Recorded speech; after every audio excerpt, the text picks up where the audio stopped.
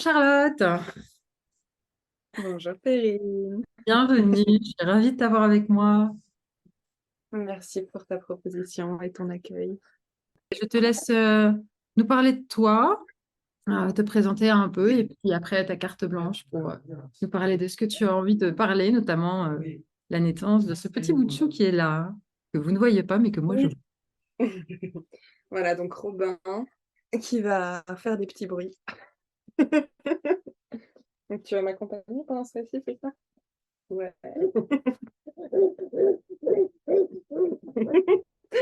Apparemment, ça lui plaît. Comment me présenter? Donc je m'appelle Charlotte, j'accompagne les familles en tant que doula et, Robin est arrivé. Non, je vais monter un peu plus haut, hein. Tu sais, c'est dans ces moments-là, tu as le cerveau qui te dit: «Attends, non, on va aller un peu plus dans le passé et un peu plus dans le passé et un peu plus dans le passé». Voilà, j'ai énormément de joie à parler de naissance. Sur Instagram, je propose des lives ocytociques, hem, suite en fait à justement la grossesse, de Robin où j'avais vraiment ce besoin de me nourrir en récit positif et j'avais lu le livre, «Naître ici» de Julie Toutain et hem et en fait, dans son livre, donc il y a plein de récits et ce qu'elle a fait, un espèce de code pour, les récits, qui se passent, qui sont dits positifs et les, récits, on va dire, un peu plus intenses, en tout cas qui se passent pas comme dans les rêves des personnes, qui l'ont vécu et ça permettait de, personnes enceintes qui ont vraiment besoin de se nourrir d'ocytocine, peuvent choisir de ne se nourrir que d'ocytocine et je trouvais ça très pertinent et donc c'est parti de là. C'est, ces lives de récits ocytociques et bien qu'aujourd'hui Robin ait pratiquement 8 mois, 8 mois, oui, c'est ça. Hem, bah, je trouve ça toujours, très nourrissant, très enrichissant et ça fait un bien fou. Je crois qu'en termes de présentation, on est bien. Je pourrais peut-être partir sur, ce cheminement de qu'est-ce qui fait que j'en suis arrivée à vouloir, une grossesse libre et un enfantement libre. Donc Robin est mon deuxième enfant, enfin, le deuxième enfant que j'ai pu porter dans mes bras, parce qu'au tout début, j'ai fait, une interruption volontaire de grossesse, je devais avoir 21 ans. C'était choisi, ça a été soutenu, avec mon compagnon donc qui est aujourd'hui, toujours on est toujours ensemble. Hem, Ensuite Lou est venu parmi nous, c'était en 2016, j'avais 25 ans et hem et à cette époque-là, j'avais très, très peur des effets de la péridurale parce que quand j'étais petite, j'avais eu une intervention, on m'avait opéré des amygdales et ça c'était extrême, c'est que dans mon dossier médical, il y a absolument rien de noté. Donc on ne sait pas ce qui s'est passé, mis à part que mes parents ont vu le chirurgien, recouvrant livide et heu et voilà et un truc qui devait durer 30 minutes a duré plus de 3 heures. Donc c'était très flou et donc moi j'ai intégré que, heu, les anesthésies, fallait que j'y fasse très attention et que je m'en préserve le maximum. Lou s'installe, un peu par surprise. On prend le temps de réfléchir, est-ce qu'on se sent les capacités d'accueillir, ce petit être? Parce qu'on a 25 ans et autour de nous, personne à 25 ans, n'a d'enfant. Heu, donc je me souviens mon conjoint travaillait à Tarbes à ce moment-là, il faisait des allers-retours, travaillait la semaine et revenait le week-end et heu et je l'ai eu au téléphone, au moment où je faisais, le fameux test de grossesse et heu et c'était un peu le: «OK, alors, le test est positif, qu'est-ce qu'il faut faire? Qu'est-ce qu'on fait?» J'étais là, «Heu, je suis pas prête».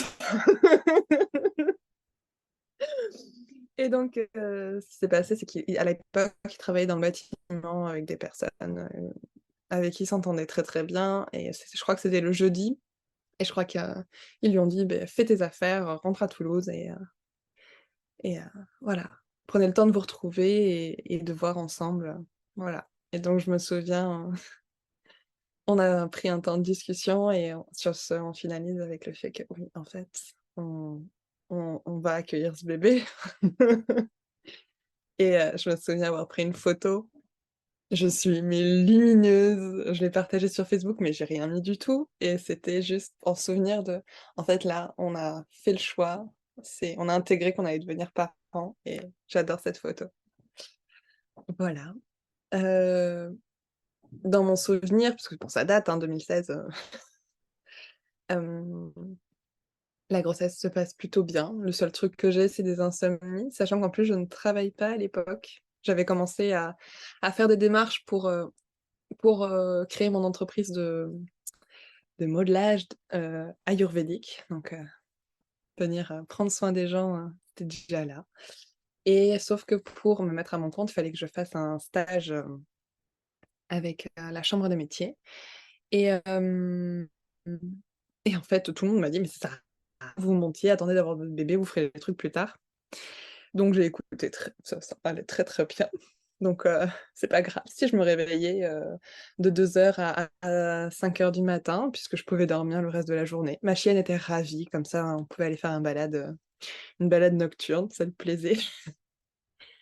Avec cette peur des anesthésies, je savais en fait, je savais pas trop vers où chercher ni quoi ou qu'est-ce et en fait, le patron de mon conjoint à l'époque, avec sa femme, ils avaient eu un bébé peu de temps avant et ils étaient passés via un plateau technique et donc je me dis: «Bah, on va y aller» parce que techniquement enfin, il m'avait expliqué comme quoi il y avait pas de péridurale et que, voilà, elles accompagnaient là-dedans. Moi je fais: «Oh bah, go, on y va!» et le le contact se fait très, très bien, on arrive juste on time. On prend la dernière place du mois parce que, enfin, aucune information, «Oui, oui, je suis à 3 mois de grossesse, oh, on va voir s'il nous reste de la place». Finalement, tout se goupille très, très bien et je sais que je fais le choix pendant cette grossesse de ne pas du tout me renseigner sur, heu, on va dire prendre des renseignements extérieurs parce que, je me racontais que j'allais être biaisée en fait, dans cet enfantement par, d'autres croyances, d'autres choses et j'avais totalement confiance en ces sages-femmes et donc je me suis dit que je veux des informations qui ne viennent que d'elles et et aujourd'hui enfin, ça permet vraiment d'apaiser parce qu'au final, il y a eu des interventions, qui ne correspondent plus, on va dire, à comment je souhaite vivre, un enfantement, ce qui a donné, l'accompagnement et la grossesse de Robin que j'ai choisi. Hem et mais c'est très soutenant dans le sens où c'est un choix éclairé, dans le sens où enfin pas vraiment éclairé, mais c'était vraiment un choix de je reste focus sur les sages-femmes parce que ça me préserve de ce que je me raconte de d'autres choses. Donc les cours de préparation, mon conjoint vient à tous les moments. Il est quand même vraiment intégré. Voilà, les sages-femmes lui parlent. Donc il y en avait 3 sages-femmes au plateau technique. Donc c'était forcément l'une des 3 qui serait présente, au moment de la naissance. Et voilà, donc on arrive à la fin de la grossesse. J'ai 0 contraction de toute cette grossesse-là. On arrive à la fin de la grossesse, à la fameuse, date, j'ai envie de dire de péremption selon le paramètre médical et donc on me dit: «Beh, le lendemain, vous allez faire une écho», donc une 4e écho, pour voir, où en est bébé, où en est le liquide amniotique et tout. Donc on va voir, on fait une écho avec une sage-femme, où c'est très cocooning en fait. C'est pas une table, c'est un lit où le papa s'installe. Ensuite, il s'installe sur le papa et ensuite on peut faire une danse très chaleureuse. Et cette sage-femme, nous dit que, il y a pas assez de liquide amniotique Et elle me demande, parce qu'elle connaissait les sages-femmes du plateau technique, si je peux lui donner, pardon, le numéro d'urgence qu'on contacte uniquement quand on est en train d'accoucher. Faudrait que les choses s'accélèrent, quoi. Parce qu'elle, elle est pas du tout alignée avec le fait que, Lou, autant de liquide qu'elle le souhaiterait dans mon ventre à ce moment-là. Et donc le lendemain, l'une des sages-femmes vient à la maison avec, une potion magique, donc à base, d'huile essentielle, et je crois que moi je devais acheter, de la purée d'amandes blanches et du nectar d'abricot, donc le truc pour donner plein d'énergie et en plus, c'était plutôt bon. Heu, Dans l'idée de, déclencher l'accouchement.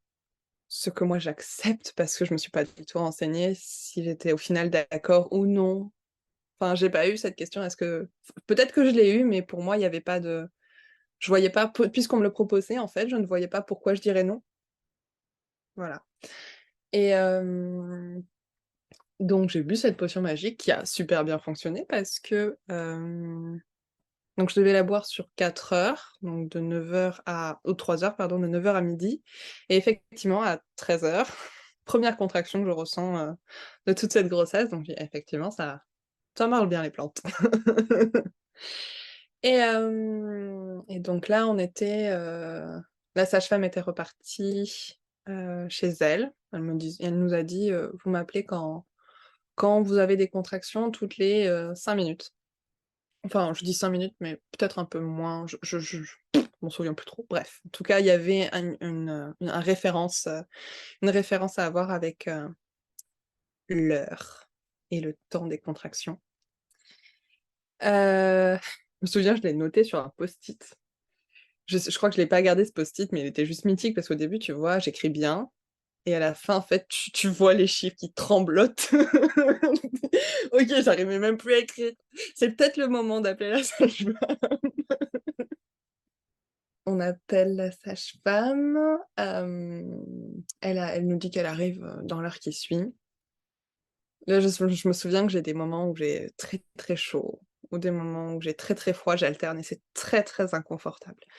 Hem La sage-femme est là, elle me dit: «Bah, écoute, on peut te faire couler un bain» et je me dis: «Oui, effectivement, comme ça j'aurai moins chaud quand j'ai chaud et moins froid quand j'ai froid». Ce qui a été une très bonne idée. Donc il m'accompagne vers la salle de bain, au canapé et là, il y a plein de liquide qui sort, d'entre mes jambes et la sage-femme elle fait: «Super, tu viens de perdre la poche des os, c'est génial, ton bébé avance». Je fais: «Non, je viens de te pisser dessus!» Il y en avait plein sur les pieds. Mais non, c'est le liquide amniotique. Je suis en mode: «Tout va être bien, on va dans la salle de bain». Donc je vais dans la salle de bain, je vais dans cette baignoire et effectivement ça va beaucoup mieux. Je me mets à 4 pattes, pour verbaliser ces et accompagner ces contractions et dès que la contraction est passée, je me rallonge dans le bain et elle me demande si elle peut m'examiner. Je lui dis: «Oui». Pareil, parce que si elle propose, c'est que c'est ce qu'il y a à faire.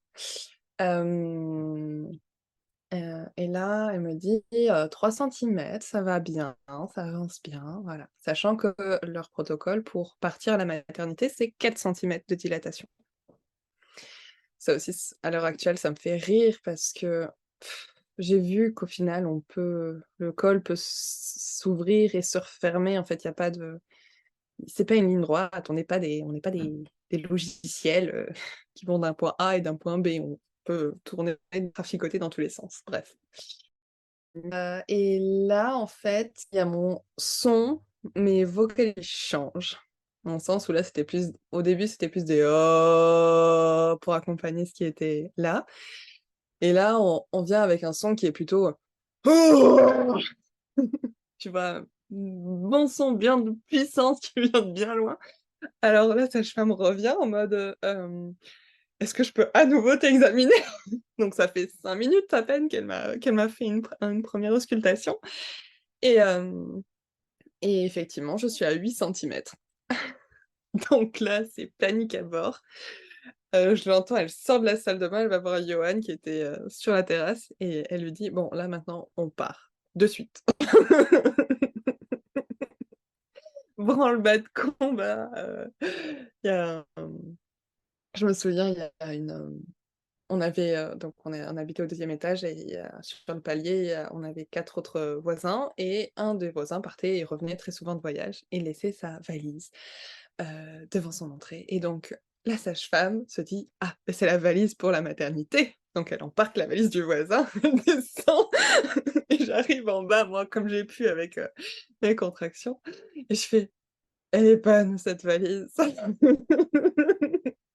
Et là, j'entends Johan qui arrive en trombe et qui fait et je dis: «Johan, c'est pas la valise» et donc il remonte. Moi, je descends, la sage-femme va à sa voiture et moi, je commence à me diriger direction, notre voiture à nous parce que c'était pas possible de rentrer d'aller dans le même véhicule du p au par rapport aux assurances et et là, je sens que j'ai une contraction qui vient, sachant que depuis le départ, à chaque contraction, mon conjoint appuie, tu sais, sur, mon bas du dos avec ses pouces et ça me soulage énormément. Et là, je me dis: «OK, c'est la première contraction que je vais vivre sans ce soutien-là, donc allez, OK, tu peux le faire». Et je commence à verbaliser et là, j'entends en fait, c'est Johan qui dévale les escaliers et qui avait les sacs dans les trucs et qui balance tout et en fait, il arrive pour mettre ses mains dans mon bas du dos et on dit voilà et donc c'était bon et moi, je suis hyper sereine sur le chemin du retour parce que je me dis: «Bon, au pire, si bébé arrive, il y a la sage-femme dans la voiture juste derrière, donc on s'arrête, on fera un peu plus de bouchons parce qu'à 18h en plein centre-ville de Toulouse, beh, tu des bouchons». Et et voilà, donc on va on se rend à la maternité finalement, Lou reste à l'intérieur et et je me souviens le seul truc que je me souviens, c'est que là, je suis, vraiment sortie de ma bulle et j'ai comme ce besoin d'être vue dans ce que je traverse et cette vision des films, tu sais, avec, heu, la femme qui fait: «Ah!» et donc je suis plus du tout dans ma enfin, c'est très particulier comme moment. Je dis aussi que j'ai envie d'aller aux toilettes, faut que je fasse caca. Il me dit: «Mais non, c'est ton bébé qui pousse sur ton rectum». «Non mais il faut que je chie là!» Et donc on m'installe, sur les toilettes et je suis cette position m'est vraiment très confortable et donc on me propose d'aller vers sur le fauteuil, il y a une chaise en fait.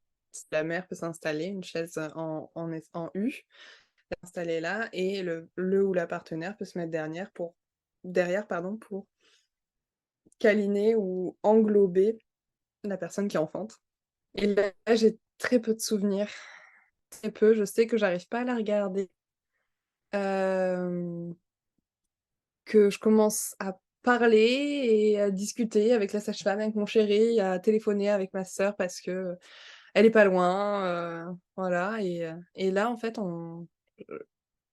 il dit, je crois qu'on me parle du placenta et moi, j'étais plus du alors je sais pas si je savais pas ou si j'avais oublié, mais pour moi, c'était terminé la naissance et au final, mis à part, le chaud-froid du début, quand j'ai commencé à faire des râles, heu, pour, à faire avancer le bébé, dans le vagin, je trouvais ça tellement facile, un truc de fou.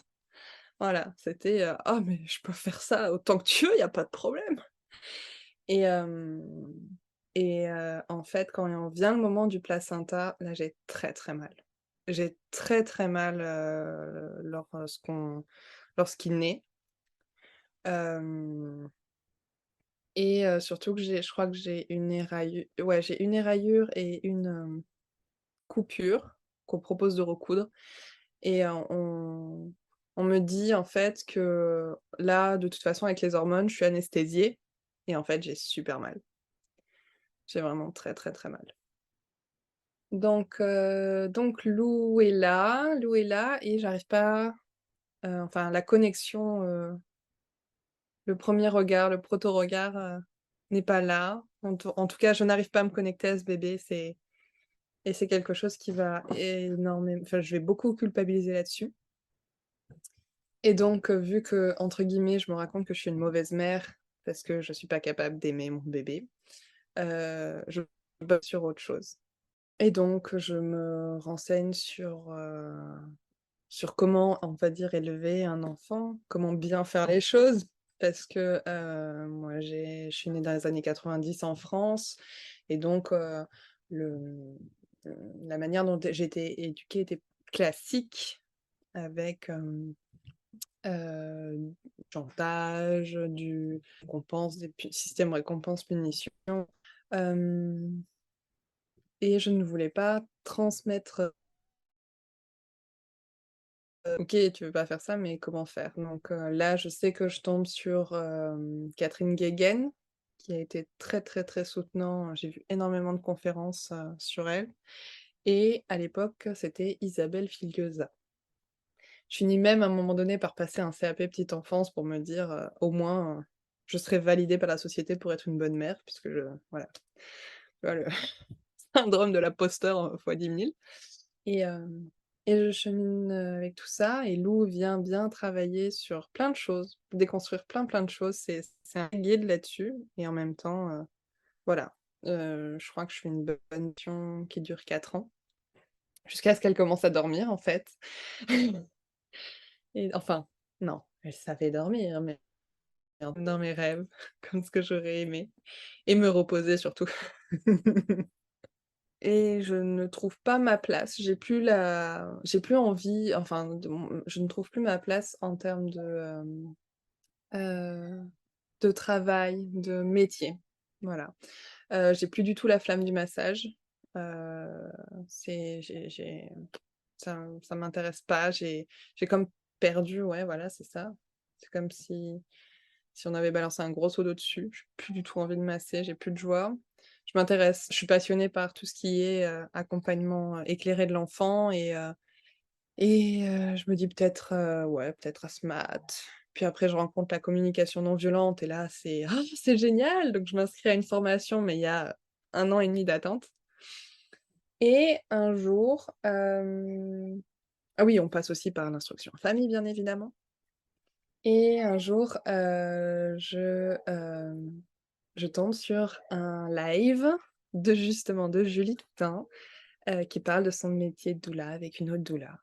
Et je dis: «Mais c'est trop drôle, en fait», parce que, bah, parce qu'elle raconte tout ce que je fais avec mes copines. Enfin, donner des références, prêter des bouquins, faire des petits plats, voilà, faire des massages, de l'écoute empathique, voilà. Et je commence à dire: «Mais et si j'étais une doula?»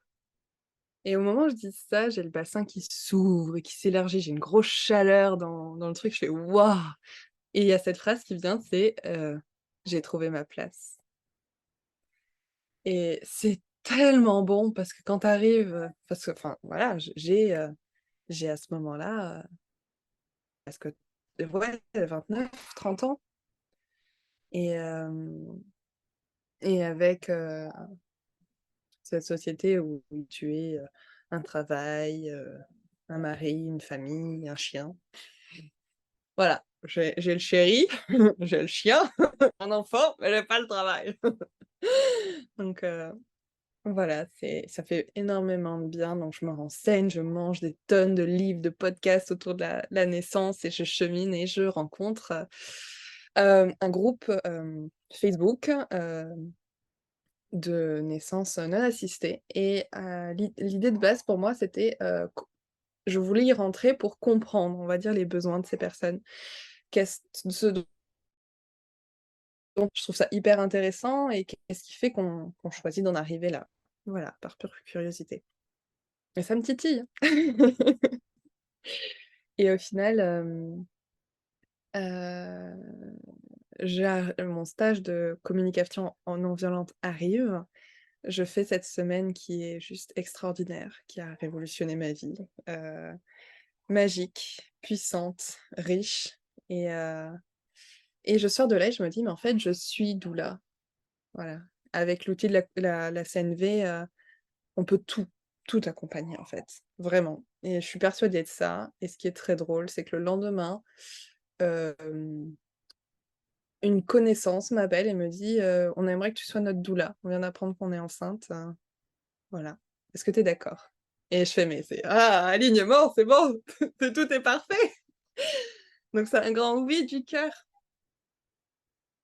Donc je les accompagne, ça a été très mouvementé, très compliqué, le sujet du deuil, est venu, de plein fouet et après j'accompagne une autre famille, également et là c'est vraiment lumineux, ça vient nourrir plein, plein de choses et je viens comme,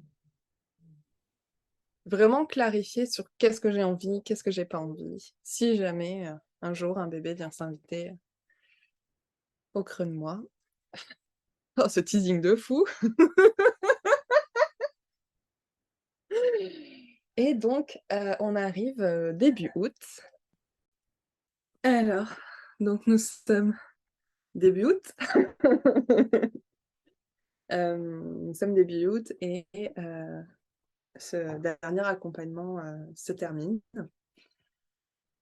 et avec mon conjoint, voilà, on a été, heu, les années covid et cette année tumultueuse, qui, qui a fait, ces accompagnements. Hem, c'est pas tout rose, voilà et on se dit: «Ce serait peut-être bien qu'on se fasse accompagner nous». On avait déjà essayé de voir une psy, mais ça n'avait pas fonctionné et là, une doula que j'aime beaucoup, heu, qui a le podcast, Naissance authentique, je sais pas si tu l'as déjà entendu? Hem, propose donc de la communication quantique et de couple et ça me parle énormément, j'ai très envie de le faire, j'ai beaucoup d'enthousiasme, je m'en parle à mon conjoint et là, il en veut pas, il veut pas en entendre parler, c'est pas du tout son truc et là, je me sens tellement déçue, tellement triste, même en colère, enfin, c'est moi, j'ai envie de faire ça et là, je sais pas, j'ai un tilt qui me fait, «Beh, oui, mais j'ai le droit d'avoir envie et je vais me l'offrir, voilà, parce que je vais me faire accompagner, moi. Il veut pas, très bien, moi, je vais me faire accompagner» et au final, je crois que c'est l'une des premières fois où, je me mets où, je choisis de prendre soin de moi pleinement parce que j'en ai besoin et que j'ai pas à me justifier, je suis légitime puisque j'en ressens l'envie et le besoin et c'est vraiment un tu sais, j'ai cette croyance que, les bébés, ils viennent, leur âme vient avant de s'incarner dans nos ventres et je suis persuadée que Robin était venu, me donner ce petit tilt, que je choisisse de m'autoriser à me faire accompagner. Donc comment ça, et comme je disais, voilà, là, il y a vraiment j'ai terminé mes accompagnements, mais pour le coup, j'ai même plus de demandes, même plus de j'ai plus rien du tout. C'est vraiment le calme plat et j'ai cette réflexion, bah, en fait, ce serait le moment idéal pour faire un bébé, dans le sens où je peux vraiment me concentrer sur moi et mais c'est sous forme de blague, dans le sens où on sait très bien que dans le couple, ça va pas très bien, donc on va peut-être pas faire un bébé maintenant, mais bon, je le dis et l'univers nous entend et répond à nos demandes et à nos blagues. On s'installe, fin août dans mon ventre, pareil, un peu en mode surprise, même si c'est pas une surprise parce que donc en termes de contraception, moi je fonctionne avec, la symptothérapie et mon conjoint, lui, pratique le retrait et ces 2 moyens de contraception nous ont parfaitement convenus pendant un bon moment et là, lorsqu'on fait l'amour, je dis: «Beh, en fait, là, on est pile poil dans mon champ de mire, là, si jamais, si jamais il y a de fortes chances que je sois enceinte. Et au moment où on termine, il me dit: «Ah, c'était compliqué cette fois-ci le retrait». Je fais: «OK, non, c'est bon, je suis enceinte, hein, c'est pas la peine de tergiverser, c'est sûr quoi, si tout est aligné quoi». Effectivement, ça a pas loupé. 3 jours plus tard, je crois que j'ai des insomnies, que je n'ai jamais. Je suis un être qui dort très, très bien quand je ne dors que par moi-même, dans le sens où je suis pas où mon sommeil n'est pas perturbé par des réveils nocturnes, d'humains plus jeunes.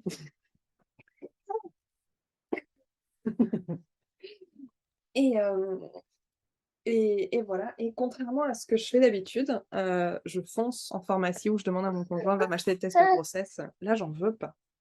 J'en veux pas parce que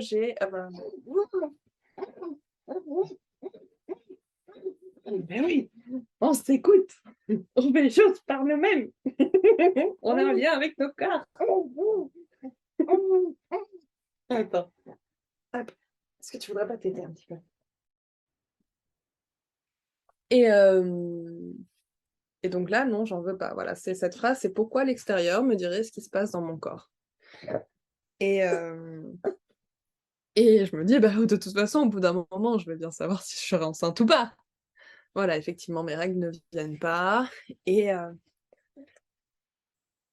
je tu vois, il y a cette envie, voilà, de me faire confiance. En fait, c'est ça, cette grossesse pour moi, c'est vraiment une opportunité de nourrir la confiance en moi-même, de me mettre en lien avec, ce que mon corps, me transmet et de venir un peu comme, travailler sur tout ce qui a été, tous mes filtres, toutes mes peurs, toutes mes fausses croyances et ma légitimité, en fait. Voilà.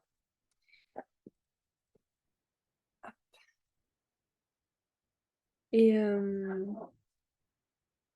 le premier er le 1 mois, heu, j'ai pratiquement pas de symptômes mis à part l'insomnie et en fait, j'ai des amis que je vois et qui me disent: «Mais tu serais pas enceinte, toi?» Alors j'ai pas spécialement plus pris, même j'ai peut-être un peu perdu.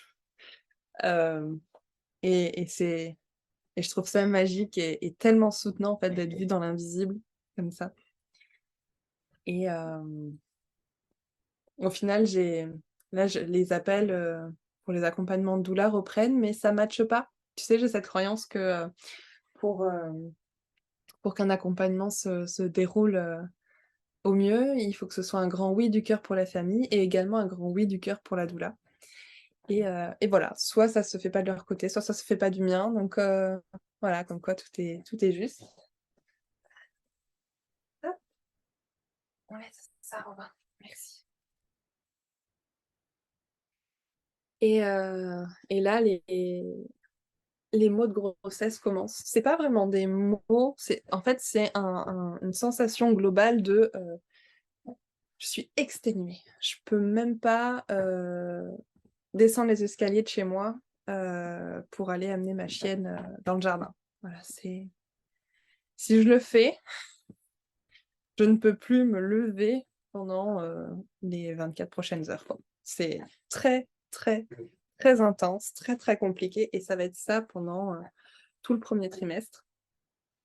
Et même si, il y a des moments où j'ai pu arriver à en dire: «Fais chier, j'en ai marre», heu, je le prends comme un cadeau de la vie en me disant: «En fait, là, tu as pas le choix. Tu dois prendre soin de toi». Voilà, c'est tu te fais chouchouter, tu te fais coucouner, tu arrêtes de faire les choses, tu plus le soin? Ouais, on s'occupe de soi. Et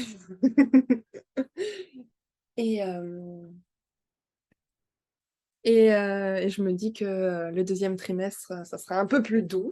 Effectivement, c'est un peu plus doux, du point de vue, physique, mais clairement du point de vue émotionnel, ça va être, intense. En fait, hem,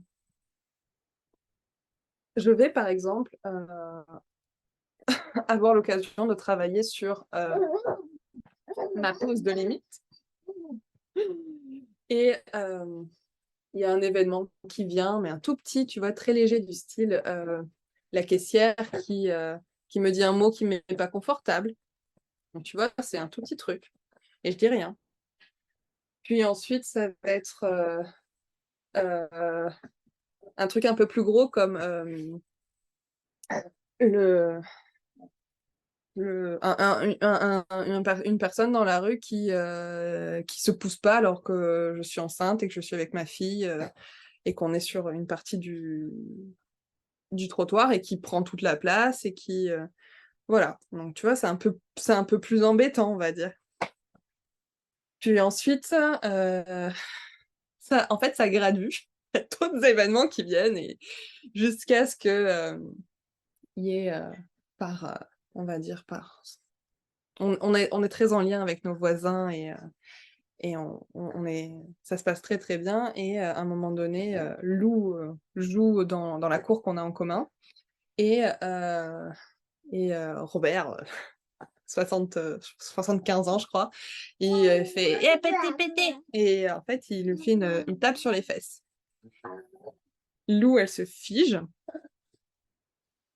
et elle me regarde un peu hébétée et moi, en fait, je suis, intérieurement, je suis glacée.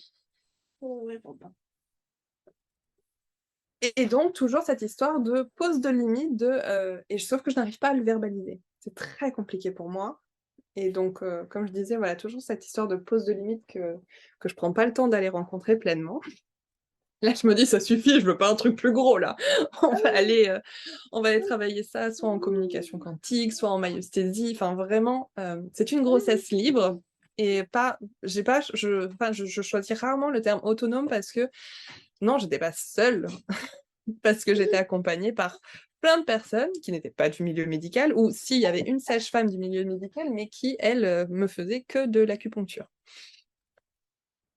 Et hem et donc je prends le temps de travailler, cette, cette, ce besoin de pose de limites et de suite après, pouf, tout s'apaise. C'est comme si je upgradais, tu vois? Comme si j'avais passé un niveau supérieur et tout s'apaise et je passe les 3 4 jours suivants, très très détente et j'ai l'impression, tu vois, que la grossesse est très facile et en fait, de nouveau, il y a un autre truc à travailler. Alors, tu vois, on a fait la pause de lipide, on a fait la relation, avec le corps médical, on a fait la relation avec ma famille, on a fait la je n'ai pas arrêté. De toute la grossesse, ça a été, une constante, invitation, enfin, c'est même plus une invitation, là, c'est limite, j'avais plus le choix, c'est soit tu fais, soit tu en chies. Et on arrive à la fin de alors j'allais te dire qu'on arrive à la fin de ma grossesse, mais j'aimerais quand même partager un moment qui a été très intense. C'est on arrive à la fin du 2e mois. Enfin, tu sais, c'est le moment où il faut faire la déclaration de grossesse et j'avais enfin trouvé une sage-femme qui était d'accord de faire la déclaration de grossesse sans échographie et la veille de ce rendez-vous, la veille ou l'avant-veille, je vais à un stage en CNV, qui est très, très remuant, qui vient remonter plein de choses, donc je suis vraiment pas enfin, je suis pas au clair avec mes émotions, je suis pas paisible du tout et avec mon conjoint, on se dispute, c'est très tendu. On se rend finalement donc le lendemain au rendez-vous et à la fin du rendez-vous, elle propose, que l'on si on est-ce qu'on a envie d'écouter le cœur du bébé? Et moi, intérieurement, je m'étais dit: «Non, je ne veux pas ça». Je je m'étais préparée, oui, si jamais elle me pose la question, je dis: «Non» parce que je veux vraiment pas, je veux qu'on me laisse tranquille. Je sais, en plus, je viens de sentir des mouvements au creux de mon ventre. Donc c'était, on va dire, la première con hem, clarification de: «Oui, effectivement, il y a quelque chose qui se passe dans ton ventre et un petit être qui bouge» et heu voilà, mon conjoint s'amusait à me dire, «Bah, s'il faut, hein, tu pas du tout enceinte, tu as un monsieur Hunky», pour ceux qui connaissent le Spark, «qui est coincé» et donc au moment où elle pose la question, bah, je fais: «Oh et puis merde, hein, Je vais lui dire oui, comme ça, il va entendre le cœur du bébé, et comme ça, mon conjoint, il va arrêter de m'embêter. Voilà. Parce que ça venait quand même, c'était quand même inconfortable, vu que je travaillais sur ma légitimité, d'entendre ce genre de blague. Et, et comme l'univers est tellement bien fait, eh ben, on n'entend pas le cœur du bébé. Et, et là, en fait, je, j'ai l'impression de me glacer. Je deviens livide. La sage-femme me dit: «Mais tu sais, hein, moi, mon matériel, il est pas extra, tu n'es qu'à 3 mois de grossesse, c'est normal». Ouais, ouais, ouais, ouais, ouais. Je suis même enfin, j'ai l'impression d'être déphasée, quoi, et je me raconte, en fait, que, je suis pas enceinte, que je me suis fait tout un film, que je suis en train de me faire un énorme cancer de l'utérus, que c'est bref, c'est n'importe quoi. Et la sage-femme me demande, «Bon, je sais que tu veux pas faire d'échographie, mais si jamais tu changes d'avis, est-ce que tu as le contact de quelqu'un?» Je fais: «Oui, oui, oui», la sage-femme avec qui, on était pour la naissance de Lou, elle s'est formée, en écho, et donc on pourra l'appeler, quoi. On sort de là, je hurle, je crie, je pleure, mais ça va enfin vraiment je suis pas bien, sachant qu'en plus Lou était là. Donc Lou a tout vécu, tout entendu, et donc d'abord, moi, j'avais besoin de sortir tout ça, et ensuite on a un peu déposé avec Lou, et là, dans la voiture, je commence à prendre mon téléphone, je fais: «Faut que j'appelle la sage-femme, faut que j'appelle la sage-femme». Et là, mon chéri fait: «Attends, attends, ça fait des mois que tu me dis que tu veux pas du tout faire d'écho, pour toutes les raisons d'impact que ça peut avoir sur le bébé et sur ton corps, et là, tu pas bien, dans le sens où, est-ce que c'est le bon moment de prendre une décision, une telle décision, parce que ça a vraiment de l'importance pour toi?» Et là, ces mots, ils me font tellement du bien. Tu vois, juste le fait qu'il ait comme pris un miroir en me disant: «Regarde-toi, regarde ce qui t'est juste». Et là, ça c'est venu apaiser. Ouais, effectivement, c'est pas maintenant que je vais prendre une décision. On rentre à la maison, je me dis: «Je vais faire une sieste, ça va faire du bien», et le truc, c'est que mon conjoint doit repartir travailler, et j'arrive pas à m'endormir. Et là, dès qu'il part, la tempête émotionnelle, reprend, et et là, je me dis: «OK, non, faut que j'appelle la sage-femme». J'appelle la sage-femme, elle me dit: «Pas de souci, je te prends ce soir entre 2 patientes». Enfin, elle comprend de suite le caractère urgent, et dès que je raccroche, je m'apaise et je me dis: «OK, c'est la bonne chose, c'est ce que j'avais besoin, en fait. J'ai besoin de ça». Et c'est en ça que, pour moi aussi, ça reste une grossesse libre, parce que, j'ai la liberté d'aller piocher ce qui m'est juste, que ce soit, du paradigme médical ou non. Voilà. Donc on va faire l'écho. Heu, L'écho, donc pas trop de suspense, il y a un bébé. Et sur le moment, en fait, c'est pas j'ai pas du tout la sensation d'être rassurée, en fait, c'est: «OK, ça s'arrête». J'ai cette phrase qui vient, c'est: «Ça peut s'arrêter, cette tornade intérieure, s'arrête, il y a un bébé». Pour moi, il y avait en fait, c'était soit il y avait pas de bébé et effectivement j'avais un problème du point de vue médical, soit il y avait un bébé mais il était en parfaite santé. Alors ça, j'avais aucun doute là-dessus, vraiment. C'était pas il y avait pas un bébé décédé, il y avait pas de non, non, il allait très, très bien. Et au moment de l'écho, voilà, moi, dans mon idée que je me faisais cette échographie, c'était on place, je sais pas comment ça s'appelle, le capteur ou la partie que l'on met sur le ventre. On voit s'il y a un bébé ou pas, et si on voit un bébé, ben c'est bon, on arrête, quoi. Et au final, en fait, ça s'est transformé en une échographie en T2, quoi, en deuxième écho, où on vérifie les organes, les machins, et pour moi, j'ai pas apprécié. Non, chouchou. Chouchou? Et ouais, donc c'est quelque chose qui est vraiment pas confortable, et à la fin, je me souviens qu'elle essayait de regarder, au niveau, des fesses, de Robin, pour vérifier si c'était bien finalisé, et là, j'ai sorti: «Non mais, Non, mais s'il il a réussi à faire des 2 reins, 1 cœur, je pense qu'on s'en fout un petit peu de serrer les fesses, quoi. Et bon, je pense qu'elle a compris que j'étais pas très confort, donc elle arrête. Et on la remercie vraiment chaleureusement parce que enfin, j'avais besoin que ça s'arrête. Et là, à partir de là, ça a été très compliqué pour moi de me remettre. Ouais, c'est compliqué.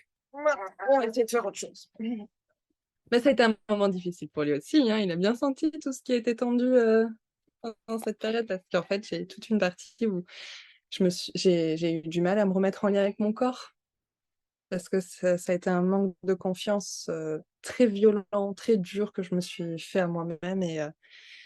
Et donc, revenir vers ce bébé, ça a été un long processus et heureusement que voilà, je m'étais entourée de 2 doulas et de toutes les personnes qui m'accompagnent aussi autour, que ce soit en énergétique, comme j'ai dit, en myostésie, en communication quantique. Et quoi dire d'autre? Il y a ma tête qui va avec les pleurs de Robin là, c'est pour ça que c'est un peu j'arrive pas à être là. On va essayer une dernière chose. Je vais essayer de me mettre en portage avec lui, je me raconte, ça va peut-être l'aider. Alors,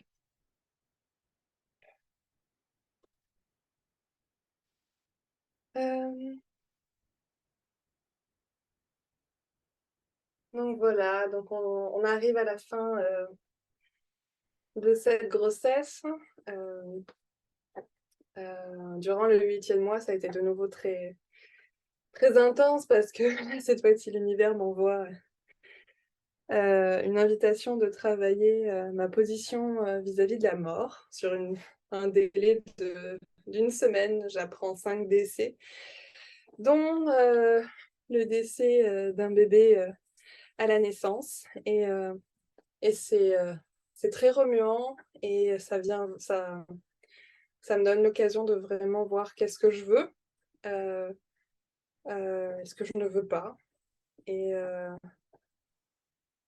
et je trouve ça très riche dans ce que je veux vis-à-vis de, voilà, on parle de comment ça s'appelle? D'hémorragie de la délivrance, on parle de voilà et c'est c'est vraiment dans l'idée de en fait, j'ai pas envie que des mains externes viennent, forcer mon col pour aller récupérer, hem, des petits bouts qui pourraient rester à l'intérieur de mon utérus, j'ai vraiment pas envie de ça, en fait et heu et je suis vraiment alignée avec le fait que, en fait, la mort, c'est pas prévisible.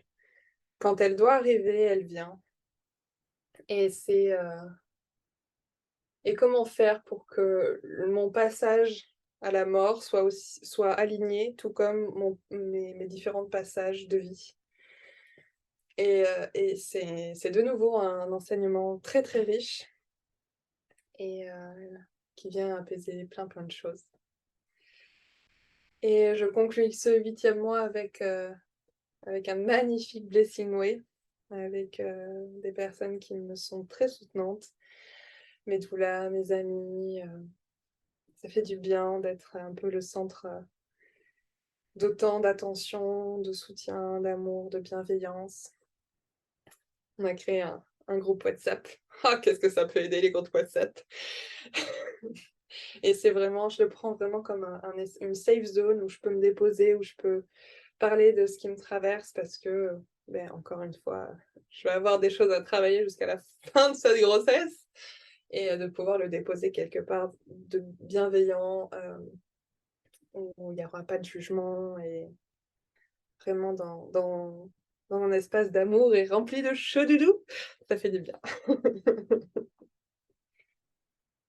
Et je crois que c'est le 1er mai, je perds mon bouchon muqueux. Alors je me souviens, je retourne dans le livre de La naissance sans BD, de Lucie Gomez, parce que me souviens qu'elle avait écrit alors j'ai essayé de dessiner un bouchon muqueux, mais c'est très particulier, donc je fais plusieurs tests et effectivement, ça ressemblait à peu près à ça.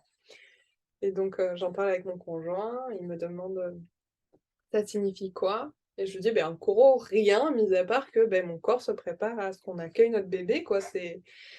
On n'a jamais été aussi proche d'une naissance depuis le début.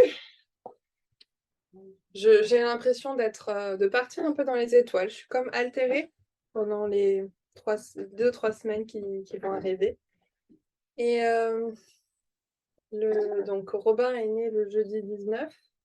Et donc le samedi d'avant, je tombe malade, mais très malade. Une gastro atroce. Et ce qui est le plus compliqué, c'est que j'ai très, très mal aux jambes. Comme si on me lacérait les jambes au couteau, c'était l'horreur. Et je me suis dit, en fait, je vais peut-être aller à l'hôpital juste pour avoir une péri, juste pour ne plus ressentir mes jambes. Ça pourrait être utile. Donc finalement, avec des massages et du repos, ça passe très vite. Et donc la dernière semaine, j'avais un planning, on va dire, un peu chargé. Le lundi, j'avais un dernier rendez-vous avec Magali pour faire de la communication quantique. Et le sujet abordé, c'était ma relation avec le monde médical. Ça a été très intéressant et j'en suis ressortie vraiment apaisée dans le sens où, bah oui, évidemment, si jamais j'ai besoin d'aller voir un gynéco, une sage-femme ou aller aux urgences, ou que j'ai envie d'avoir une césarienne, évidemment que je vais y aller. Voilà, c'est... Et si j'en ai pas envie, évidemment que tout se passera bien. Voilà, ça fait tellement bon, c'était tellement bon. Le mardi, j'avais rendez-vous avec la sage-femme acupunctrice dont je t'ai parlé, parce que j'avais donc trouvé une sage-femme qui était OK de me faire une déclaration de naissance a posteriori. Elle m'a dit qu'elle était OK si jamais comment ça s'appelle elle était de garde. Mais si c'était pas le cas, elle... Enfin, si c'était pas le cas, elle viendrait pas. Mais par contre, j'avais pas de sage-femme pour le postpartum. Donc, je fais cette demande à cette sage-femme qui fait de l'acupuncture et qui me dit oui, bien sûr, je viendrai pour le postpartum. Et ça vient vraiment m'apaiser.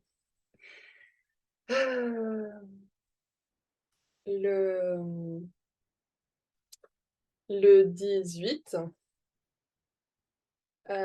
mon conjoint a une soirée de Noël. Le 18 mai, hein, on est bien d'accord. Le 18 mai, mon conjoint a une fête, un repas de Noël d'entreprise qu'il n'avait pas pu faire. Et donc, je sais qu'il va s'absenter. Et pour moi, c'était très clair que notre bébé, donc petit panda, naîtrait quand son père sera là. Donc, j'étais plutôt confiante là-dedans. Et en même temps, je savais pas, au final, s'il allait arriver. Enfin, tu vois, c'était un peu flou dans le sens où lundi, mardi, j'étais certaine de pouvoir aller à mes rendez-vous. Et mercredi, ça venait un petit peu, je sais pas trop de quoi l'avenir est fait. J'avais également un massage le vendredi 20 que je n'aurais pas finalement. Et quand j'avais pris ce rendez-vous, ma doula m'avait dit non, mais s'il faut, t'aurais accouché à ce moment-là. Bon, oui, bon après, hein, c'est bon, hein, 19 mai, 20 mai, il peut arriver en juin, voilà, on a le temps.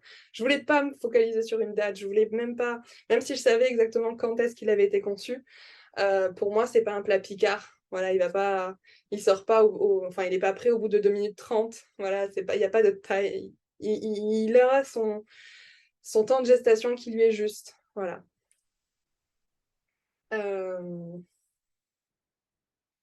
Et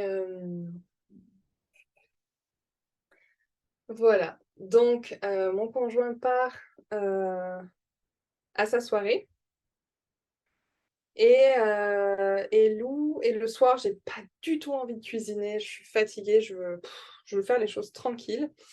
Je me dis, on va aller acheter, on va se commander chinois, pas très loin de la maison. Je prends la voiture et au moment où je prends la voiture, je fais oh non, c'est la dernière fois que je prends la voiture, c'est trop inconfortable, c'est chiant, j'ai plus envie de prendre la voiture. On va au restaurant récupérer les plats emportés et là, à ce moment-là, je propose à Lou, est-ce que tu veux une boisson, tu vois, un petit peu festif, est-ce que tu veux du jus de litchi? Voilà, pour faire un peu un petit bonus, pour se faire plaisir. Et là, elle me dit non, parce qu'elle ne ferait jamais en temps normal. Elle me dit jamais non pour une boisson sucrée. Et Et on s'installe dans la voiture et là, elle vomit. Et tu sais, je te disais que j'étais un peu à l'ouest pendant tout mai, un peu, voilà. Et là, je suis retombée direct. Pouf! Comme si je m'étais réveillée d'un coup. Ok, non, là, ça ne va pas. Lou est malade. Faut être dans, voilà, faut être dans le concret, faut être dans le faire. Là, c'est plus le moment d'être dans l'être et d'accueillir ce qui est vivant à l'intérieur. Non, là, tu fais, tu nettoies, voilà, Et donc on rentre à la maison et là s'enchaînent des heures d'accompagnement, de vomi, de nettoyage, voilà, c'est assez intense. Et je crois que c'était vers 23h, minuit. J'appelle mon conjoint et je lui dis, écoute, là je suis très fatiguée. Il y a la chienne à sortir. Il y a Lou qui est pas bien. En fait, ça serait bien que tu viennes, quoi. Et il me dit, bah, écoute, notre soirée d'entreprise avait commencé à 13h, donc c'est en train de se terminer. Je peux pas venir de suite parce que bah, j'ai bu, mais je vais pas tarder à arriver. Donc moi, je suis rassurée. Il arrive, je crois qu'il est 4h du matin, et donc là, moi, à 4h, je peux aller vraiment me coucher, me reposer et lâcher prise sur lui. À 8h, le réveil sonne pour que lui parte travailler. Et là, je me lève pour lui demander un peu comment s'est passé le reste de la nuit. Et en me levant, je sens des gouttes qui s'échappent. Et je me dis, tiens, mince, c'est quoi? C'est du pipi, c'est du liquide amniotique. Je vois pas trop de couleur. Donc, je décide de me rendre dans la baignoire et d'uriner. Et là, la couleur est très différente. Donc, dans la baignoire, c'est un liquide vraiment très coloré, alors que sur le sol, c'est vraiment très clair. Donc, je me dis, ah, c'est peut-être la poche des os qui est fissurée. Enfin, il y a peut-être une membrane qui s'est fissurée. Mais bon, je suis dans le doute, tu vois. Pour moi, c'est pas réel, c'est pas concret. Et là, j'enjambe la baignoire pour sortir, après m'être rincée. Et là, de nouveau, il y a du liquide qui s'échappe un peu plus. Et je fais, ok, bon, c'est sûr, j'ai fissuré. Donc, je préviens mon conjoint, écoute, j'ai fissuré. Et il me dit, ah, ça veut dire quoi? Qu'est-ce qu'il faut faire? Et je lui dis, bah écoute, bébé peut arriver dans 3 heures, comme dans 3 jours, donc bah va bosser. Voilà, va bosser, garde ton téléphone près de toi et voilà. Donc il part travailler, Lou reste quand même bien malade. Et à midi, je l'appelle, je lui dis écoute, finalement, je t'appelle pas parce que je vais accoucher. Je t'appelle juste parce que là, il faut que je sorte la chienne, que Lou est toujours malade et que moi je suis fatiguée de la nuit. Donc là, en fait, ça serait bien que tu sois là, quoi. Pour prendre le relais. Il rentre, il finit ce qu'il est en train de faire, il rentre et il sort la chienne et il commence à se préparer à manger. Et là, je vois sa main qui tremble. Et je fais, allez, moi la semaine dernière, Lou hier, ce serait pas toi, tu serais pas malade toi aussi? Et mais oui! Donc, il s'avère que il a 42 fièvres et qu'il est pas bien du tout. Donc, je me dis, ok, il y a la chaîne à sortir. Là, je me sens les capacités d'aller la sortir. Et je sais pas en fait qu'est-ce qui pourra se passer plus tard. Donc, je fais le choix de la sortir maintenant. Et, et donc j'y vais, je sors, et je crois que je fais la baleine canine la plus longue de toute mon existence. Tout est au ralenti. Tu sais, je me filme, parce que je me raconte que je veux pas du tout regarder l'heure. Quoi qu'il se passe, je veux pas du tout regarder l'heure, je veux pas avoir je veux pas faire fonctionner mon néocortex le moins possible. Mais je me dis, si je me filme, ça me permet de me déposer, et en même temps, posteriori, je pourrais regarder l'heure pour savoir à peu près en termes de timing où est-ce qu'on en était.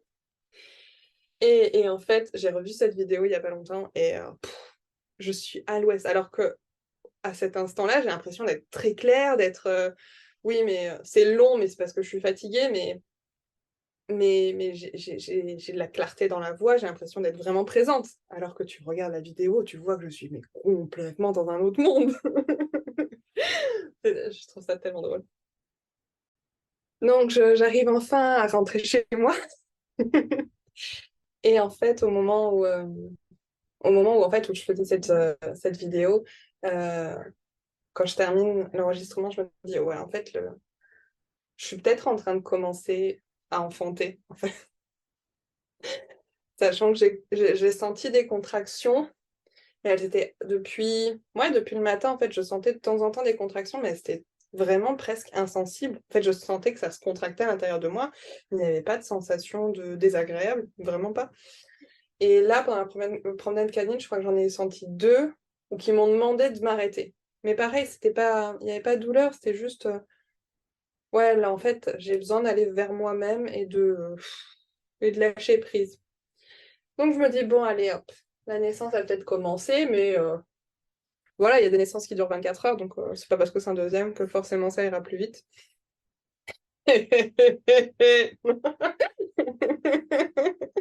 Bref. En fait, dernièrement, les récits de naissance que j'avais entendus d'amis autour de moi, c'était ça a pris du temps en fait. C'est la sortie du placenta, ça a pris du temps, la sortie du bébé, ça a pris du temps. Enfin, c'est trop long et donc j'avais pas envie de prévenir mes amis trop tôt. D'autant qu'au moment du Blessing Way, je leur ai offert à chacune une bougie. Je fais des petites bougies que j'ai appelées les Tefiti, voilà. Et ce sont des bougies d'une déesse enceinte magnifique. Et sauf que je me suis chiée dans la commande de la cire. Donc au lieu d'acheter une cire pour bougies à mouler, ce sont des cires à bougies à couler. Donc elles fondent beaucoup plus vite. Et donc j'avais calculé que ça prenait à peu près 8 heures pour la fonte. Et donc, non, entre 5 et 8 heures, ça dépendait comment c'était. Mais en gros, voilà, j'allais pas les prévenir avant, parce que dans l'idée, c'était qu'elles allument la bougie pour me soutenir pour mon enfantement, et donc, fallait pas que je les prévienne trop tôt. Mais bon, je me dis, je les préviens, et au pire, je leur enverrai un message encore plus tard pour dire que c'est bon, vous pouvez allumer vos bougies. Et donc là, voilà, je commence à conscientiser que c'est peut-être au final soit pour aujourd'hui, soit pour demain, voilà.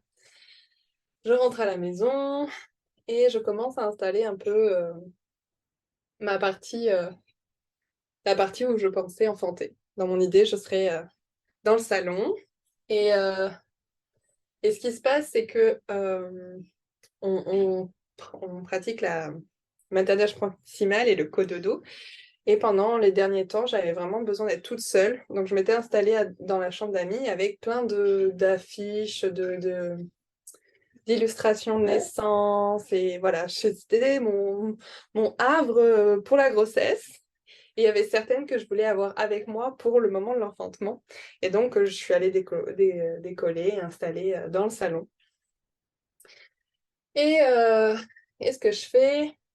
Après, là, ce que je vais te partager, je vais te partager des événements dont je me souviens, mais dans l'ordre dans lequel ils se sont passés, je ne m'en souviens pratiquement plus. Voilà, on est d'accord, hein. On part dans le vortex de la naissance. On n'est plus trop là.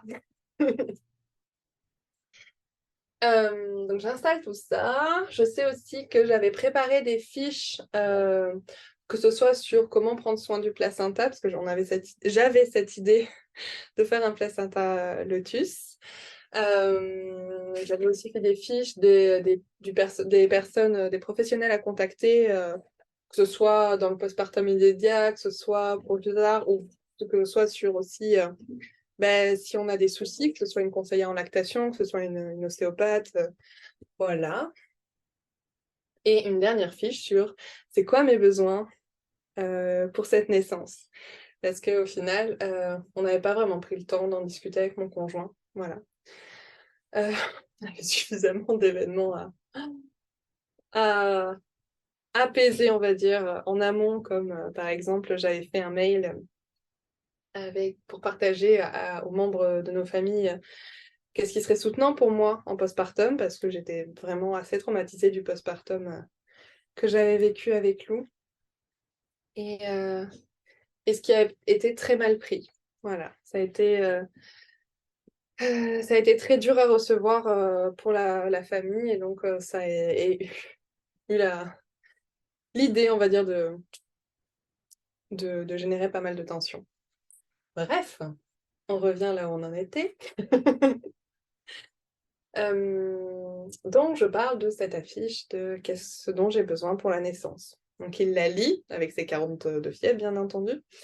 Et il me dit, mais comment je fais pour te donner à boire ou à manger si tu veux pas que je te parle? Je rigole un peu, je fais oui, c'est vrai, ça peut être un peu pas forcément des plus fluides. Et donc je lui dis, écoute, t'as qu'à me présenter les trucs devant la bouche, et si je les prends, tant mieux, si je les prends pas, tu me les représentes plus tard. Et j'avais fait de la tisane de feuilles de framboisier, j'avais un ocytocine cake de près, j'avais des boulettes énergétiques, enfin voilà, j'étais bien, j'avais tout ce qu'il me fallait de près. Et, et à un moment donné, il me propose, ben, comme pour la naissance de Lou, est-ce que tu veux un bain? Et moi, dans ma tête, c'est non, mais le bain, enfin, le travail vient juste de commencer, donc ça va l'arrêter, c'est pas forcément le moment. Et après, je tombe sur cette illustration, je crois que c'est Bonne nuit, mon ange, qui l'a faite, où tu vois une femme allongée sur un ballon et qui se repose entre ses contractions. Et en fait, je réalise que mais je suis carrément crevée, en fait, j'aimerais bien aller dormir. Et donc, si finalement un bain, ça peut calmer les contractions, limite les arrêter, ça me va très très bien. Donc, je fais oui, oui, fais-moi couler un bain. Euh, voilà, il fait couler le bain.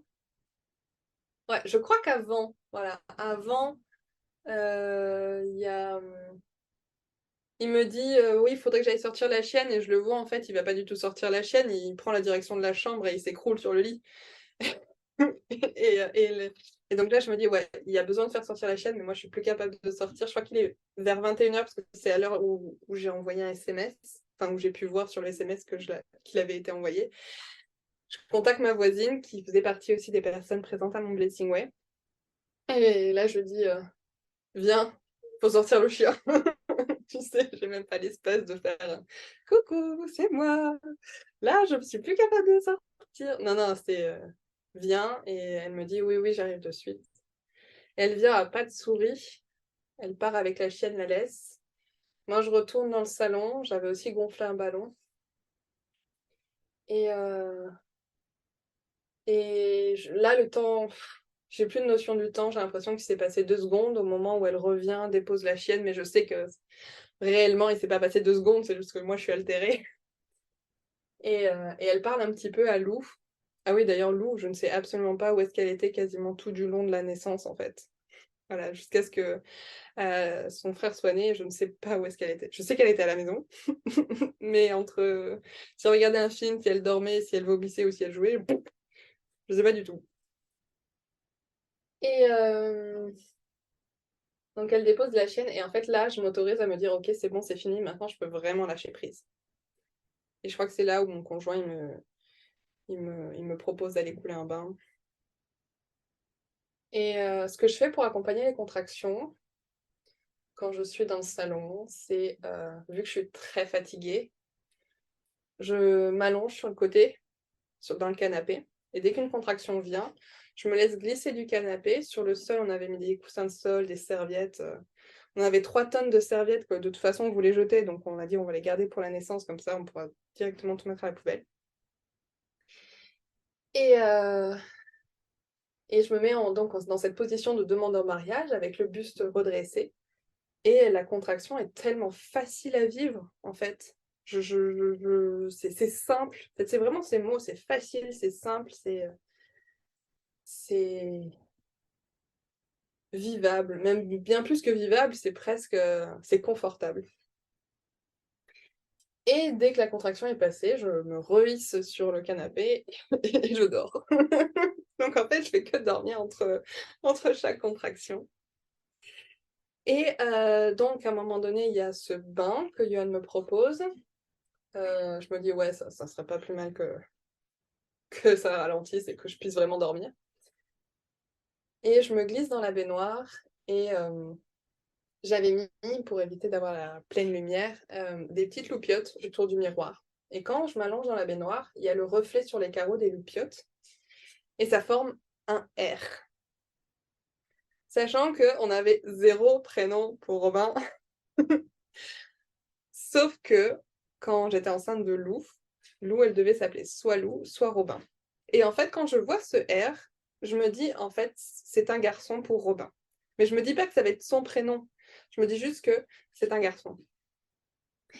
Et, euh, et voilà, je trouve ça incroyable. Je garde cette info, mais en même temps, je me dis, et en même temps, si c'est pas ça, c'est pas grave. Mais je trouve ça rigolo. Et la baignoire est très très inconfortable. C'est une toute petite baignoire. Vraiment. Et je suis vraiment très mal installée dedans. J'essaie de me mettre sur le côté pour avoir de l'eau sur le dos et un peu sur le ventre, mais je suis pas bien. Donc je pense que j'y reste vraiment pas longtemps. Et là, quand je sors de l'eau, je suis déjà très fatiguée et en même temps, je pense que le travail s'intensifie. Et, euh, et j'essaie de refaire mon mécanisme de allongé sur le canapé pour dormir, et après je me glisse sur le sol en demande en mariage, mais je suis tellement épuisée que j'arrive même pas à redresser mon dos quand je me mets dans cette position, un genou au sol et un genou plié. Et en fait, là, j'ai mal. Donc pour la première fois de tous mes enfantements, euh, je constate qu'une position qui n'est pas, entre guillemets, la bonne, en tout cas qui n'est pas la bonne qu'il me faut à cet instant, fait mal. Voilà. Et, euh, et là, je me dis dans la tête, j'en ai marre, je veux dormir. Et je verbalise, j'en ai marre. Et au moment où je dis j'en ai marre, c'est comme une formule magique et tout s'apaise.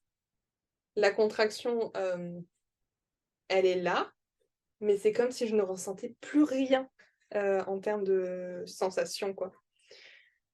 Et je fais, oh, c'est trop bien, vas-y, je réessaye, j'en ai marre. Effectivement, de nouveau, plus rien du tout. Et je fais, ah, c'est trop bien, je vais pouvoir dormir. Eh ben non, une contraction revient, et là revient ce cri animal dont je t'ai parlé, que j'avais eu pour Lou, où là, ça vient des profondeurs animales, et c'est des... Oh, pardon, Robichou. Pardon, petit chat. Et, euh, et je me dis, mais c'est pas possible. C'est pas déjà, en fait, ça vient de commencer. C'est trop tôt. Et là, j'appelle mon chéri, enfin, pour moi, je veux que ça ralentisse, c'est pas possible. Moi, j'ai qu'une envie, c'est d'aller dormir, quoi. Et j'appelle mon chéri, je fais, tu m'amènes tout de suite dans la baignoire. Donc, pour essayer de le faire le plus vite possible pour avoir le temps de me déplacer et qu'une contraction n'arrive pas, hop, plouf, dans l'eau, on se dépêche. Et là, mais forcément, cette baignoire est inconfortable au possible, j'arrive pas à me trouver une position et tout. Les contractions que j'appelle de... Ouais, pas de... Ouais, d'amener en fait ce bébé à l'extérieur reviennent avec ses râles profonds et puissants. Alors, il paraît que je broie la nuque de mon chéri. On se souvient pas. Euh, Là, j'ai cette sensation comme si on a balancé un sac de riz dans un cabas, tu sais. En fait, mon bébé vient de tomber dans mon périnée. C'est... Je suis surprise. Et encore, tu vois, j'ai cette phrase qui dit déjà. Euh, Et ce qu'on avait... Là, ce qui me revient, c'est la dernière conversation que j'avais eue avec la sage-femme avec qui je faisais l'acupuncture, et on discutait du fait que je ne souhaitais pas faire d'écho. Elle, en fait, elle voulait savoir Enfin, elle voulait être rassurée de si j'étais vraiment euh, en pleine connaissance de à quoi pouvait servir une dernière écho, que je faisais en gros un choix éclairé de ne pas vouloir en faire. Et je lui ai dit que clairement pour moi, mais qu'il arrive par la tête ou par les fesses, il arrive. Et dans tous les cas, même à 9 cm de dilatation, ils peuvent encore se retourner. Donc, enfin, entre guillemets, pour moi, il n'y avait pas d'intérêt de faire d'écho. Et donc, je sens cette sensation de poum en bas. Et je me dis, ok, donc c'est soit sa tête, soit ses fesses là, qui viennent d'arriver. Et je sens que ça pousse vraiment au niveau de l'anus. Et, euh, et là, je me dis, c'est trop vers l'arrière, là. je pose ma main au niveau de ma vulve, donc je sens effectivement la grosse bosse. Et comme pour inviter mon bébé à aller plus vers l'avant. Voilà, comme pour le guider de viens plus par là. Voilà. Là, j'ai une autre contraction et la tête sort. Non, avant ça, non. Voilà, je m'en souviens, ça y est. En fait, entre le moment où il est tombé dans mon périnée et le moment où il est sorti, le temps s'est arrêté. Et j'ai senti comme si il y avait des pieds dans le fond de mon utérus qui prenaient l'élan pour plonger. Et donc, c'était très rapide. Dans ma tête, ça a été très rapide. Cet instant a duré dans ma tête, enfin, a semblé s'arrêter, tu vois, le temps s'était arrêté. Mais à l'intérieur de moi, je fais OK, il va arriver par la tête et sa tête va sortir là. Et tu sais, il y avait aussi l'appréhension peut-être un peu du cercle de feu, de déchirer comme ce que j'avais pu déchirer auparavant. Et là, il y a cette sensation de confiance qui se répand partout dans mon corps. Et c'est OK en fait si je déchire. La dernière fois, tu sais, je t'avais dit que j'avais été recousue. Et ce qui s'est passé, c'est que pendant très longtemps, ça a été très compliqué de reprendre des rapports sexuels, comme si j'étais trop serrée en fait, comme si ça me gênait. Et, et là, en fait, c'était OK de toute façon. Je déchire librement et mon corps est totalement capable de se réparer. Et si je déchire, de toute façon, mon corps a fabriqué ce bébé. Donc, ce bébé est dimensionné pour mon corps et donc ça se passera bien. Et même si je déchire, c'est que ça se passe bien. Voilà. Et donc là, je sens cette impulsion. Robin sort sa tête et fait. Et il est là. Voilà. Euh, et, et là, j'ai plus du tout de son puissant, ni ma pleine souveraineté, tu vois. Là, c'est plus des sons presque choqués. C'est intense ce qui se passe. Enfin, j'ai pas de contrôle. Ça, voilà, voilà, j'ai connu des réflexes d'éjection du fœtus, quoi. C'est parce que à la contraction suivante, pareil, la sensation que le temps s'arrête et je sens ses épaules pivoter, tourner et là, fra, il sort d'un seul coup, d'un seul. Il y a mon chéri qui plonge dans la baignoire parce que il n'avait pas envie que le corps de ce bébé percute le fond de la baignoire.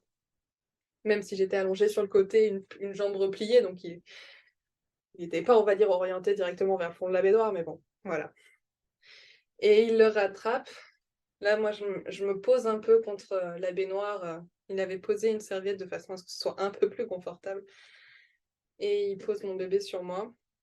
Et là, j'oscille entre c'est fou ce qui vient de se passer. Et en même temps, il est là, il est déjà là.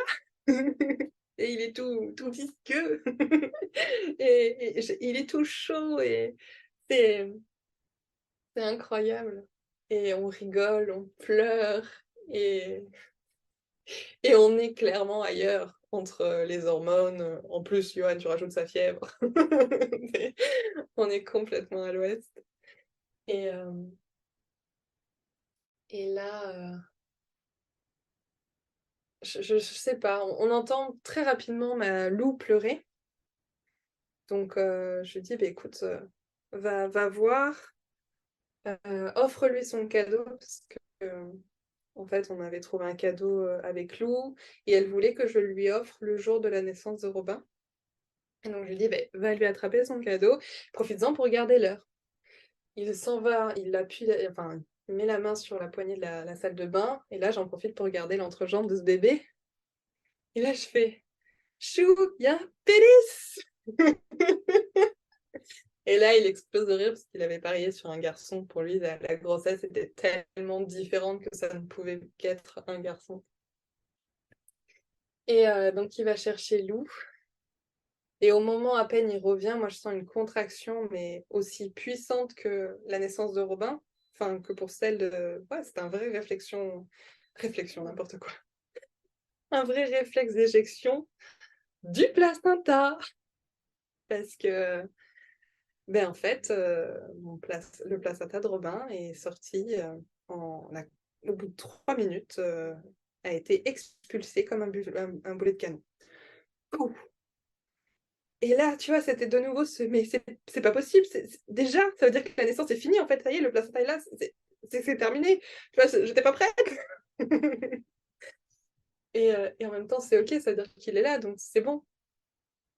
Et, euh, et voilà. Et là, je sais plus trop comment c'est organisé les événements, mais en gros, on a fait des empreintes placentaires, on a tendu un petit peu avec les poches du liquide amniotique sur un, un cercle à broderie, n'importe quoi, un cercle de broderie, voilà, pour tendre un petit peu. C'était très joli, malheureusement, il a cassé, mais c'était vraiment très beau. À un moment donné, j'ai eu comme des petites étoiles, tu sais, devant les yeux. J'avais eu ça 2 fois pendant ma grossesse et ce qui m'avait soutenue, c'était de manger du steak. Je dis à mon chéri, est-ce que tu peux aller me faire un steak? Et là, il me dit, non, pas là, enfin, sérieusement, là, je peux pas. Bah oui, il a toujours ses 42 fièvres, on peut plus, et il a pas dormi non plus la nuit dernière parce qu'il s'occupait de Lou, enfin, il avait ses soirées. Et donc là, je me dis, ok, bon, là, il est pas dispo, moi, faut pas que je déconne, donc je vais dans le saladier où on avait posé le placenta, je mets la main dedans, il fait nuit, je prends un premier truc qui vient, et ça vient très rapidement, donc à mon avis, c'était un Loki, et je le mange. Et de suite, ça va beaucoup mieux. Je trouve même ça bon. J'étais très étonnée, je savais que ça existait. J'y vais un petit peu en mode, bon, allez, c'est dégueu, t'avales direct, quoi. Non, ben là, pour le coup, c'était même bon. Et, euh, et voilà, donc là, je dis à mon conjoint, bah, écoute, là, je me sens mieux.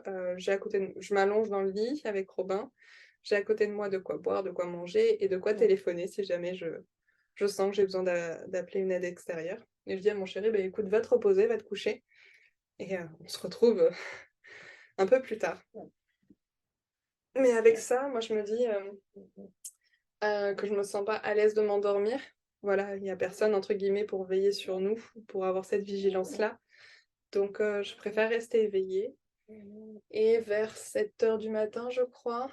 Donc, Robin est né vers 23h50. Et vers 7 heures du matin, mon chéri se réveille. Il prend Robin et là, je prends le temps de lâcher prise et de vraiment dormir. Et donc, on est le vendredi, le fameux vendredi où je devais me faire masser par une de mes doulas.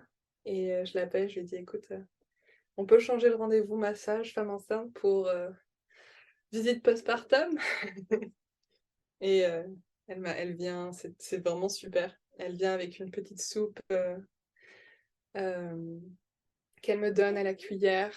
Elle me masse les jambes. Elle écoute un petit peu cette incroyable naissance rocambolesque.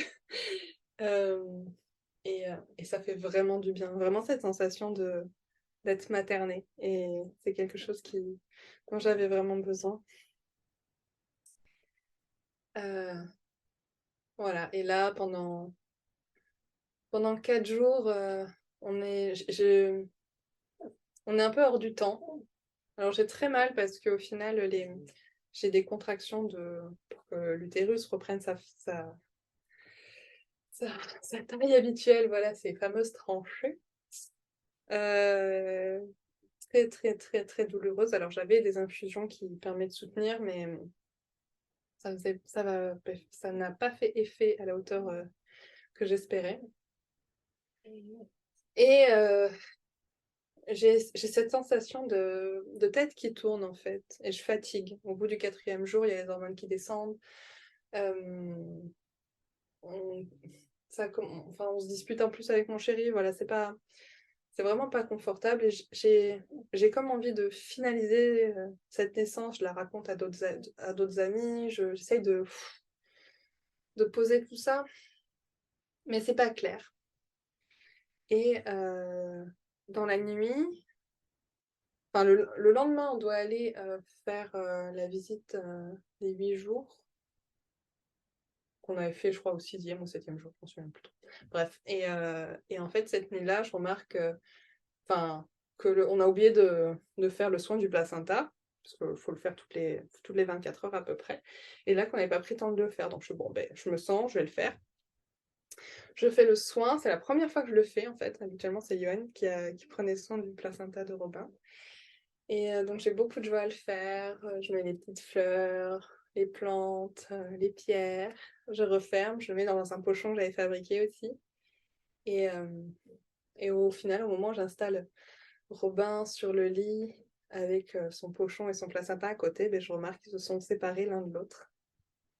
Et là, allez, à tout casser 10 secondes, j'ai l'impression de revenir à moi, en fait, de revenir, de m'ancrer. Et je me dis, en fait, c'est bon, en fait, ça y est, la naissance est vraiment terminée.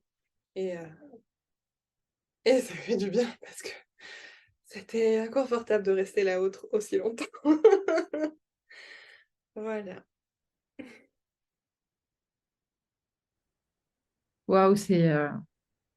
J'avais fait exprès d'écouter aucun de tes partages parce que je voulais justement avoir